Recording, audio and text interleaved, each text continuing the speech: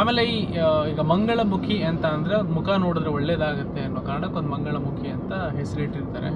So ಯಾವ ತರ ಇದೊಂದು ಮಿತ್ ಅಂತನ ಇಲ್ಲ ಇದು ಸತ್ಯ ಅಂತನ? ಇದು ಸತ್ಯನೇ.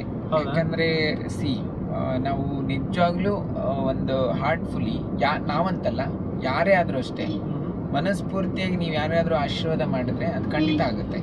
ಅವ್ರ ಆಶೀರ್ವಾದ ಮಾಡಿದ್ರೆ ನಾವ್ ಯಾಕೆ ಆಶೀರ್ವಾದ ಮಾಡಿದ್ರೆ ಆಗುತ್ತೆ ಅನ್ನೋದಕ್ಕೆ ಏನಂದ್ರೆ, ನಮ್ಗೆ ಗಂಡ ಇರಲ್ಲ, ಮಕ್ಕಳಿರಲ್ಲ, ಒಂದು ಸಂಸಾರದ ಜಂಜಾಟ ಇರಲ್ಲ. ಸೊ ನಮ್ಗೇನಂದ್ರೆ ನಾವು ನಿಜವಾಗ್ಲೂ ಪ್ರೀತಿಯಿಂದ ಹರಿಸಿದ್ರೆ ಅದು ಆಗುತ್ತೆ. ಯಾಕಂದ್ರೆ ನಮ್ಗೆ ಯಾವ್ದು ಬಂಧನಗಳಿಲ್ಲಲ್ಲ. ಸೊ ಎಲ್ಲರಿಗೂ ಒಳ್ಳೇದಾಗ್ಲಿ ಅಂತಾನೆ ಬಯಸ್ತೀವಿ ನಾವು. ಯಾರೇ ಸಿಕ್ಕರೂ ಮನಸ್ಫೂರ್ತಿಯಾಗಿ ಹರಿಸ್ತೀವಿ. ಈಗ ಬೇರೆಯವ್ರಾದ್ರೆ ಹೆಂಗ್ ಮಾಡ್ತಾರೆ ಹೇಳಿ, ಅವ್ರವ್ರ ಫ್ಯಾಮಿಲಿಗೆ ಅಷ್ಟೇ ಸೀಮಿತ ಇರ್ತಾರೆ. ನನ್ನ ಫ್ಯಾಮಿಲಿ ಚೆನ್ನಾಗಿರ್ಬೇಕು, ನನ್ನ ಮಗ ಚೆನ್ನಾಗಿರ್ಬೇಕು, ನನ್ನ ಮಗಳು ಚೆನ್ನಾಗಿರ್ಬೇಕು ಅಷ್ಟೇ ಇರುತ್ತೆ. ಸ್ವಾರ್ಥ ಬಂದ್ಬಿಡುತ್ತೆ ಅಲ್ಲಿ. ಬಟ್ ನಮ್ಮಲ್ಲಿ ಸ್ವಾರ್ಥ ಇರಲ್ಲ. ಬಟ್ ಕೆಲವೊಬ್ರು ಆಶೀರ್ವಾದ ಮಾಡಿದ್ರೆ ಅಷ್ಟೇ ಅದಾಗೋದು, ಎಲ್ಲರೂ ಅಲ್ಲ. ಯಾಕಂದ್ರೆ ಎಲ್ಲರೂ ಒಬ್ಬೊಬ್ಬರ ಮನಸ್ಸಲ್ಲಿ ತುಂಬಾ ಇದಿರುತ್ತೆ, ಲೈಕ್ ನಾನು ಹಿಂಗಾಗ್ಬಿಟ್ಟೆ, ಅವ್ರ ಜೀವನ ಚೆನ್ನಾಗಿದೆ, ನಮ್ಮ ಜೀವನ ಹಾಳಾಗಿದೆ ಅಂತ ಅವ್ರೇನಾದ್ರೂ ಹರಿಸಿದ್ರೆ ಅದು ಆಗಲ್ಲ. ನಿಜವಾಗ್ಲೂ ಮನಸ್ಫೂರ್ತಿಯಾಗಿ ಹರಿಸಿದ್ರೆ ಅಷ್ಟೇ ಆಗೋದು. ಹಂಗಾಗಿ ಆಮೇಲೆ ಟ್ರೈನಲ್ಲಿ ಕೆಲವೊಬ್ಬರೆಲ್ಲ ಬೆಗ್ಗಿಂಗ್ ಮಾಡ್ತಾ ಇರ್ತಾರಲ್ಲ, ಸೊ ಏನೋ ಒಂದು ಕೊಡ್ತು ಅಂತಂದ್ರೆ ಅವ್ರು ಮತ್ತೆ ಒಂದು ಕಾಯಿನ ಕಚ್ಬಿಟ್ಟು ಒಂದು ಕೊಡೋದು, ಅದರಿಂದ ನಿಮ್ಗೆ ಚೆನ್ನಾಗಾಗುತ್ತೆ ಹೋಗು ಅಂತ ಹೇಳೋದಿದೆಯಲ್ಲ, ಅದು ಎಲ್ಲ ಒಂದು ರಿಯಲ್ ಆಶೀರ್ವಾದ. ಅವೆಲ್ಲ ರಿಯಲ್ ಆಶೀರ್ವಾದ ಅಂದ್ರೆ ಫೋರ್ಸ್ಫುಲಿ ಯಾವ್ದಿದ್ರು ತಪ್ಪೇ. ಅದು ಫೋರ್ಸ್ಫುಲಿ ಯಾರಿಗೆ ನಾವು ದುಡ್ಡು ಕೊಡಲಿಲ್ಲ ಅಂದ್ರೆ ನೀನು ಹಾಳಾಗೋಗ್ತೀಯ, ನೀನು ಹಿಂಗಾಗೋಗ್ತೀಯ ಅನ್ನೋದು ಇಟ್ಸ್ ರಾಂಗ್ ಥಿಂಗ್. ಆಮೇಲೆ ಅವ್ರು ಏನಾದ್ರು ಶಾಪ ಹಾಕಿದ್ರೆ ದೊಡ್ಡ ಲೆವೆಲ್ ಆಗುತ್ತಾ? ಇಲ್ಲ, ಮನಸ್ಸು ನೋಯಿಸಿದ್ರೆ ಆಗುತ್ತೆ, ಶೋರ್ ಆಗುತ್ತೆ. ಅವ್ರ ಮನಸ್ಸು ನೋಯಿಸ್ಬಾರ್ದು. ಅದು ಬಿಟ್ಟು ಈಗ ನಾನು ಎಕ್ಸಾಂಪಲ್, ನೀವಿದ್ದೀರಾ, ನಾನು ನಿಮ್ಮ ಹತ್ರ ದಬ್ಬಾಳಿಕೆ ಮಾಡಿ ದುಡ್ಡು ಇಸ್ಕೊಂಡು ಆಮೇಲೆ ಅದೇನೋ ನಾನೇನೋ ಶಾಪ ಹಾಕಿದ್ರೆ ಅದು ಆಗಲ್ಲ. ಯಾಕಂದ್ರೆ ಅದು ಇನ್ನೊಬ್ಬರನ್ನ ನೀವು ಹಿಂಸೆ ಮಾಡಿ, ಇನ್ನೊಬ್ಬರನ್ನ ನೀವು ಅವ್ರ ಮನ್ಸಿಗೆ ನೀವು ಇದನ್ನ ಮಾಡಿ ನೀವು ತಗೊಂಡ್ರೆ, ನೀವೇನೋ ಬೈದ್ರೆ ಅದು ಹೆಂಗಾಗುತ್ತೆ ಹೇಳಿ? ಕರ್ಮ ಅನ್ನೋದು ತುಂಬಾ ನಂಬ್ತೀನಿ ನಾನು. ಸೊ ನೀನ್ ಏನ್ ಮಾಡ್ತೀಯ ಅದೇ ಸಿಗೋದು. ಈಗ ಎಕ್ಸಾಂಪಲ್, ನಾವು ಸುಮ್ಮನೆ ಇದ್ದೀವಿ, ನಾವು ಆರಾಮಾಗಿದ್ದೀವಿ, ನಮ್ಗೆ ಯಾರೋ ಬಂದು ದೋಖ ಮಾಡಿ ನಾವೇನಾದ್ರೂ ಬೈದ್ರೆ 100% ಅದು ಆಗುತ್ತೆ. ಯಾಕಂದ್ರೆ ನಾನು ನೋಡಿದ್ದೀನಿ, ನಾನೇ ಎಕ್ಸಾಂಪಲ್ ನನ್ನ ವಿಚಾರದಲ್ಲಿ.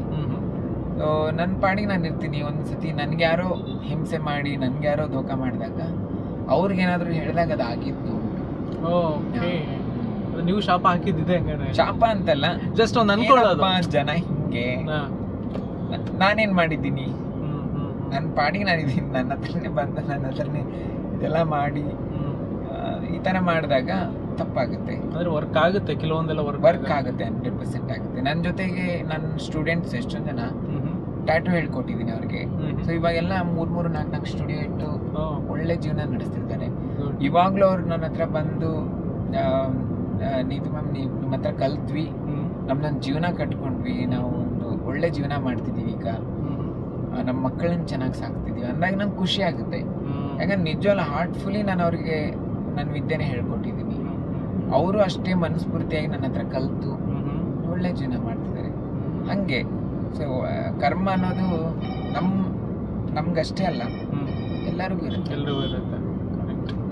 ಆಮೇಲೆ ಕೆಲವೊಂದು ಮನೆಗಳಲ್ಲಿ ಶುಭ ಕಾರ್ಯ ನಡೆದಾಗ್ಲೂ ಅವ್ರು ಒಳಗಡೆ ಹೋಗ್ಬಿಟ್ಟು ಕೆಲವೊಂದು ಕೇಳ್ತಾರಂತೆ, ಕೆಲವ್ರು ಕೊಡ್ತಾರೆ, ಕೆಲವ್ರು ತುಂಬಾ ಎಕ್ಸ್ಪೆಕ್ಟೇಷನ್ ಜಾಸ್ತಿ ಮಾಡ್ತಾರಂತೆ. ಇಷ್ಟು ತಗೊಳಲ್ಲ, ಜಾಸ್ತಿನೇ ಕೊಡಿ, ನಾವು ಇಷ್ಟು ಜನ ಬಂದಿದೀವಿ ಅನ್ನೋದೆಲ್ಲ. ಸೊ ಅದು ಹೆಂಗ್ ಅನ್ಸುತ್ತೆ? ಈಗ ಅವ್ರೇನೋ ಒಂದು ಕಷ್ಟಪಟ್ಟು ಇನ್ನೊಂದೇನೋ ಮಾಡ್ತಾ ಇರ್ತಾರೆ. ಸೊ ಅಲ್ಲಿ ಹೋಗಿ ಆಶೀರ್ವಾದ ಮಾಡೋದು ಓಕೆ, ಅವ್ರು ಕೊಟ್ಟಷ್ಟು ಇಸ್ಕೊಳ್ಳೋದು ಓಕೆ, ತುಂಬಾ ಎಕ್ಸ್ಪೆಕ್ಟ್ ಗೊತ್ತಾ? ಇನ್ನೊಂದು, ಇವಾಗ ಲೋನ್ ಗೀನೆಲ್ಲ ಮಾಡಿ, ಈಗ ಇವಾಗಿನ ಕಾಲದಲ್ಲಿ ಯಾರು ಫುಲ್ ದುಡ್ಡು ಮಾಡಿ, ಕ್ಯಾಶ್ ಇಂದ ಮನೆ ತಗೊಳ್ಳೋದು ಸುಳ್ಳು. ಮದುವೆ ಮಾಡ್ತೀನಿ ಅಂದ್ರು ಎಷ್ಟೋ ಲೋನ್ ಮಾಡಿರ್ತಾನೆ, ಮನೆ ಕಟ್ತೀನಿ ಅಂದ್ರು ಎಷ್ಟೋ ಲೋನ್ ಮಾಡ್ಕೊಂಡು ಅವತ್ತು ಓಪನ್ ಮಾಡ್ತಾ ಇರ್ತಾನೆ. ಎಲ್ಲರದು ಒಂದೊಂದು ಕಮಿಟ್ಮೆಂಟ್ ಇರುತ್ತೆ. ಹಂಗೆ ಅವರು ಸಾಲ ಗಿಲ ಮಾಡಿ ಒಂದ್ ಮನೆ ಕಟ್ಟಿರ್ತಾರೆ. ಹೆಂಗೋ ಮಾಡಿ ಓಪನಿಂಗು ಮಾಡಿರ್ತಾರೆ ಪಾಪ ಮನೆ ಕಟ್ಟಿ. ಅದ್ರ ಮೇಲೆ ಇದೆಲ್ಲ ಎಕ್ಸ್ಟ್ರಾ ಟ್ಯಾಕ್ಸ್ ಬೇರೆ ಕಟ್ತಾರೆ.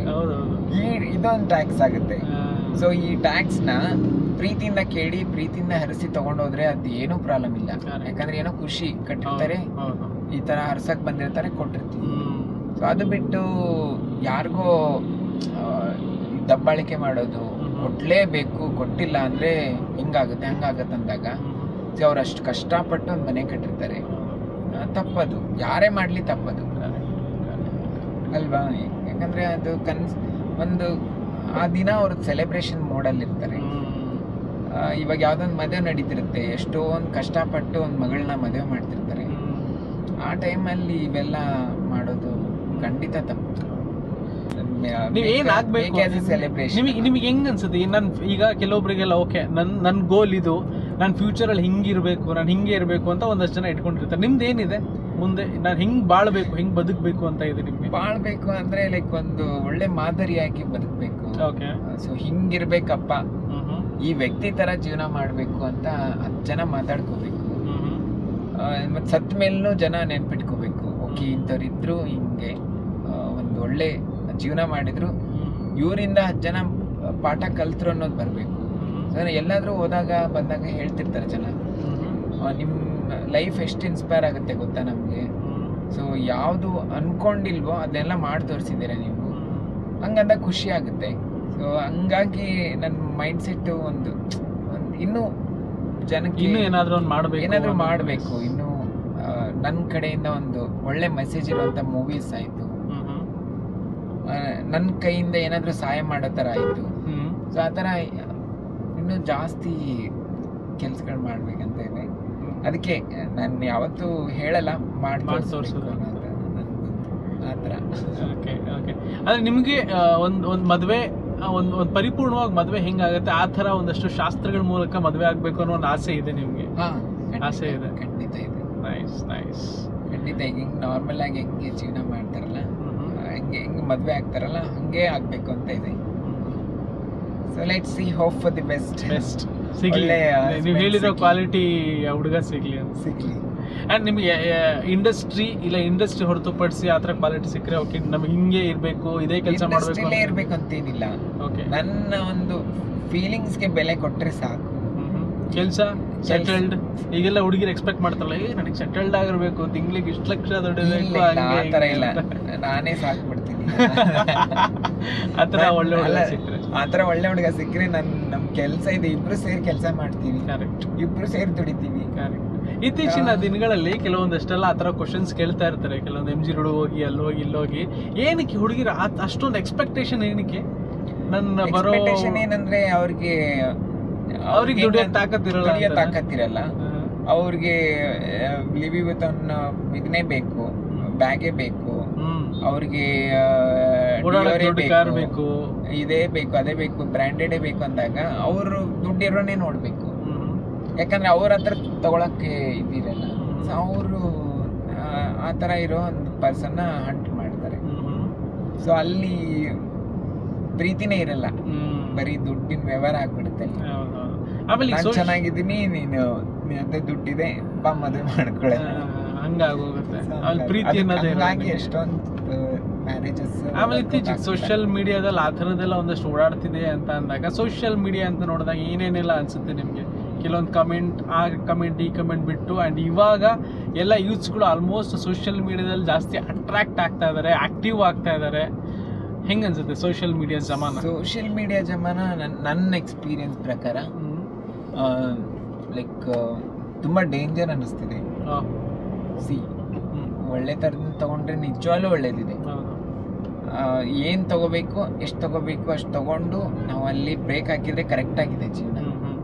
ಬಟ್ ಏನು ಮಾಡ್ತಿದೆ ಅಂದರೆ, ಎಷ್ಟೊಂದು ಜನ ಆ ಮೊಬೈಲೇ ಇದ್ದು ಮೊಬೈಲೇ ಒಂದು ಜೀವನ ಮಾಡ್ಕೊಂಡಿದ್ದಾರೆ.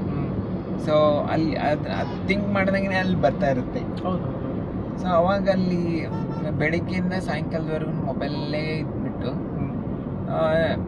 ಮತ್ತೆ ಟೈಮ್ ನೋಡಿದ ತಕ್ಷಣ 5 ಗಂಟೆ ಆಗಿರುತ್ತೆ. ಆಮೇಲೆ ಸ್ವಲ್ಪ ಹೊತ್ತು ಆದ್ಮೇಲೆ ನೈಟ್ ಆಗುತ್ತೆ, ಮಲ್ಕೊಂಡು ಮತ್ತೆ ಬೆಳಿಗ್ಗೆ. ಎಷ್ಟೊಂದು ಜನ ಅದೇ ಥರ ರೂಟೀನ್ ಇಟ್ಕೊಂಡ್ಬಿಟ್ಟಿದ್ದಾರೆ, ಡಿಪ್ರೆಷನ್ಗೆ ಹೋಗ್ತಿದ್ದಾರೆ. ಸೊ ಇವಾಗ ದೊಡ್ಡವರೇ ಹೆಂಗಂದ್ರೆ ಮಕ್ಕಳು ಹೆಂಗೆ, ಮಕ್ಕಳು ಅದೇ ರೀತಿ ಈಗ ಆದಿ ತುಳಿದ್ಬಿಟ್ರೆ, ಸೊ ಅವ್ರ ಪ್ಲ್ಯಾನ್ ಏನು ಮಾಡಬೇಕು, ಅವ್ರ ವಿಷನ್ ಏನು, ನಾನು ಯಾವ ಸ್ಕಿಲ್ನ ನಾನು ಡೆವಲಪ್ ಮಾಡ್ಕೊಂಡು ನಾನು ಜೀವನ ಕಟ್ಕೋಬೇಕು ಅನ್ನೋದು ಇರೋದೇ ಇಲ್ಲ. ಬರೀ ಮೊಬೈಲಲ್ಲೇ ನೋಡಿ ಮೊಬೈಲೇ ಪ್ರಾಕ್ಟಿಕಲ್ ಆಗ್ಬಿಟ್ಟಿದೆ ಇವಾಗ. ಪ್ರಾಕ್ಟಿಕಲ್ ಜೀವನನೇ ಇಲ್ಲ. ಸೊ ಹಂಗಾಗಿ ಸೋಷಿಯಲ್ ಮೀಡಿಯಾನ ಎಷ್ಟು ತೊಗೋಬೇಕು ಅಷ್ಟು ತೊಗೊಂಡು ಪ್ರಾಕ್ಟಿಕಲಿ ನಾವು ಎಕ್ಸಸೈಸ್ ಆಯಿತು, ಯೋಗ ಆಯಿತು, ಮೆಡಿಟೇಷನ್ನು, ಸೊ ಸ್ಪೋರ್ಟ್ಸ್ ಆ್ಯಕ್ಟಿವಿಟೀಸು, ಸೊ ಈ ಥರ ಇಟ್ಕೊಂಡಾಗ ಒಂದು ಸೋಷಿಯಲೈಟ್ ಆಗ್ತಾರೆ, ಕಮ್ಯುನಿಕೇಷನ್ ಬಿಲ್ಡ್ ಆಗುತ್ತೆ. ಸೋಷಿಯಲ್ ಮೀಡಿಯಾದಲ್ಲಿ ಈಗ DM ಬರೋದು ಸಹಜ. ಎಷ್ಟು ಜನಗಳನ್ನ ಬ್ಲಾಕ್ ಮಾಡಿದ್ದೀರಾ ನೀವು? ನಾನು ನಿಜ ಹೇಳ್ಬೇಕಂದ್ರೆ ಅಷ್ಟು ಜನ ಬ್ಲಾಕ್ ಮಾಡಿಲ್ಲ. ಯಾಕಂದರೆ ಅಷ್ಟು ಯಾರು ನಾನೇನೋ ರಿಪ್ಲೈ ಮಾಡಿಲ್ಲ ಅಂದರೆ ಯಾರು ನಂಗೆ ತೊಂದರೆ ಕೊಟ್ಟಿಲ್ಲ ಇದು ಯಾರೋ. ಯಾಕಂದ್ರೆ ಮೇ ಬಿ ನನ್ನ ಪರ್ಸನಾಲಿಟಿ ಹಂಗಿದೆ ಅನ್ಸುತ್ತೆ. ಏನಾದರೂ ನಿಮ್ಗೆ ಬೇಡ ಬಿಡಪ್ಪ ಈಗ ಕೆಟ್ಟದಾಗಿ ಏನಾದರೂ DM ಬಂದಿದ್ದೀಯಾ ನಿಮಗೆ? ಇನಿಷಿಯಲ್ ಡೇಸ್ ಅಲ್ಲಿ ಆಗಿರ್ಬೋದು, ಇಲ್ಲ ಬಿಗ್ ಬಾಸ್ ಮುಂಚೆ, ಬಿಗ್ ಬಾಸ್ ಆದ್ಮೇಲೆ? ಬಿಗ್ ಬಾಸ್ ಹಿಂದೆ ಮುಂಚೆ ಬಂದಿದೆ. ಯಾಕಂದ್ರೆ ತುಂಬ ಈಸಿ ಗೋಯಿಂಗ್ ಅನ್ಕೊಂಡ್ಬಿಟ್ಟಿರ್ತಾರೆ. ಓ ಇವಳ ಬರ್ತಾಳೆ, ಕರಿತಿದ್ದಂಗೆ ಬಂದ್ಬಿಡ್ತಾಳೆ ಬಿಡು ಅನ್ನೋ ಥರ ಅನ್ಕೊಂಡಿರ್ತಾರೆ. ಬಟ್ ಯಾವಾಗ ಬಿಗ್ ಬಾಸ್ನ ಬಂದ ಮೇಲೆ ಒಂದು ಬೇಡ ಬಿಡು ಸವಾಸ ಬೇಡ, ಯಾಕೆ ಅಂದ್ರೆ ಯಾವ್ದಾರ ಒಂದು ಮೆಸೇಜ್ ಏನಾದ್ರು ನೆನಪಿದ್ಯಾ? ಸ್ವಲ್ಪ ನಿಮಗೆ ಟ್ರಿಗರ್ ಆಗಿದ್ದು, ಇಲ್ಲ ನಿಮಗೆ ಬೇಜಾರಾಗಿದ್ದು, ಆ ಥರದ ಮೆಸೇಜ್ ಯಾವ್ದಾರ ನೆನಪಿದ್ಯಾ DMs? ಆ ಥರ ಹೇಳಕ್ ಹೋದ್ರೆ 1000 ಇದೆ. ಬಟ್ ನಾನು ಅವಾಗಲೇ ಫಸ್ಟಲ್ಲಿ ಹೇಳಿದ್ನಲ್ಲ, ನಾನು ಎದಕ್ಕೂ ಜಾಸ್ತಿ ತಲೆ ಕೆಡಿಸ್ಕೊಳ್ಳಲ್ಲ. ತಲೆ ಯಾವ್ದಕ್ಕೆ ಕೆಡಿಸ್ಕೊತೀನಿ ಅಂದರೆ ನಿಜವಲ್ಲ ಅದು ನನ್ನ ಜೀವನಕ್ಕೆ ತುಂಬ ಅದು ಅದ್ರ ಬಗ್ಗೆ ಥಿಂಕ್ ಮಾಡಿದರೆ ಒಳ್ಳೇದಾಗುತ್ತೆ ಅಂದ್ರೆ ಅಷ್ಟೇ ಥಿಂಕ್ ಮಾಡ್ತೀನಿ. ಇಲ್ಲ ಅಂದರೆ ಜೀವನ ತುಂಬ ಸ್ಪೆಷಲ್ ಇದು. ನಾವು ಈಗ ಮನುಷ್ಯರಾಗಿ ಹುಟ್ಟಿ ನಮ್ಗೆ ಈ ಥರ ಭೂಮಿಯಲ್ಲಿ ಬಂದಿದ್ದೀವಿ ಅಂದರೆ ತುಂಬ ಪ್ರೀಷಿಯಸ್ ಇದು. ಇದನ್ನ ಎಂಜಾಯ್ ಮಾಡ್ಬೇಕು ನಾವು. ಅದು ಬಿಟ್ಟು ನಾವು ಅವ್ರು ಹಿಂಗೆ ಮಾಡಿದ್ರು, ಇವ್ರು ಹಿಂಗೆ ಮಾಡಿದ್ರು, ಅವ್ರ ಜೀವನ ಹಿಂಗಾಗಲಿ, ನಮ್ಮ ಜೀವನ ಚೆನ್ನಾಗಾಗಲಿ, ಇದನ್ನೇ ಮಾಡ್ಕೊಂಡು ಕೂತ್ರೆ ಆ ಈಗೋಯಿಂದ ಅವರು ಅವ್ರ ಒಳಗಡೆನೆ ಸಾಯ್ತಿರ್ತಾರೆ. ಸೊ ಇನ್ನೊಬ್ಬರ ಬಗ್ಗೆನೂ ಸಾಯಿಸ್ತಿರ್ತಾರೆ. So what is the use being a human being? ಏನೂ ಇಲ್ಲ. ಸೊ ಹಾಗಾಗಿ ಗುಡ್ ಹ್ಯೂಮನ್ ಬೀಯಿಂಗ್ ಆಗಿ ಒಂದು ಒಳ್ಳೆ ಜೀವನ ನಡೆಸಬೇಕು ಅಷ್ಟೇ ಗೊತ್ತಿರೋದು ನನಗೆ. ಯಾಕಂದರೆ ನಾನು ನನ್ನ ಜೀವನದಲ್ಲಿ ಕಂಡ್ಕೊಂಡಿದ್ದೆ ಹಂಗೆ. ಸೊ ಆ ಥರ ಇದ್ದಿದ್ದಕ್ಕೆ ಮೇ ಬಿ ದೇವ್ರು ನನಗೆ ಇಷ್ಟು ಚೆನ್ನಾಗಿಟ್ಟಿದ್ದಾನೆ. ಯಾಕಂದ್ರೆ ಜಾಸ್ತಿ ತಲೆ ಕೆಡಿಸ್ಕೊಂಡಿದ್ರೆ ನಾನು ಎಲ್ಲೋ ಇರಬೇಕಾಗಿತ್ತು.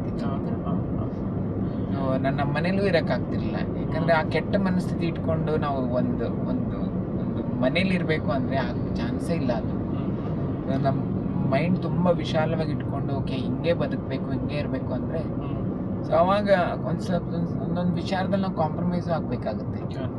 ನಮ್ಮ ಒಂದು ಸೆಲ್ಫ್ ಏನು ಹ್ಯಾಪಿನೆಸ್ ಏನಿದೆ ನಾವು ನಮ್ಮ ಫ್ಯಾಮ್ಲಿಗೋಸ್ಕರನೂ ಇಡಬೇಕಾಗುತ್ತೆ. ಆವಾಗಲೇ ನಾವು ಜೀವನ ಮಾಡೋಕ್ಕಾಗೋದು. ಅದು ಬಿಟ್ಟು ನಾವಷ್ಟೇ ಚೆನ್ನಾಗಿರಬೇಕು, ನಾವಷ್ಟೇ ಉದ್ಧಾರ ಆಗಬೇಕು, ಹಂಗಿದ್ರೆ ಜೀವನ ಆಗಲ್ಲ. ಅಡ ಇಟ್ಟಿರೋ ನಿಮ್ಮ ಚಿನ್ನವನ್ನ ತಕ್ಷಣ ಬಿಡಿಸ್ಬೇಕಾ? ನಿಮ್ಮ ಚಿನ್ನವನ್ನ ಬೆಸ್ಟ್ ಪ್ರೈಸ್ಗೆ ಮಾರ್ಬೇಕಾ? ಕಾಲ್ 8722484848.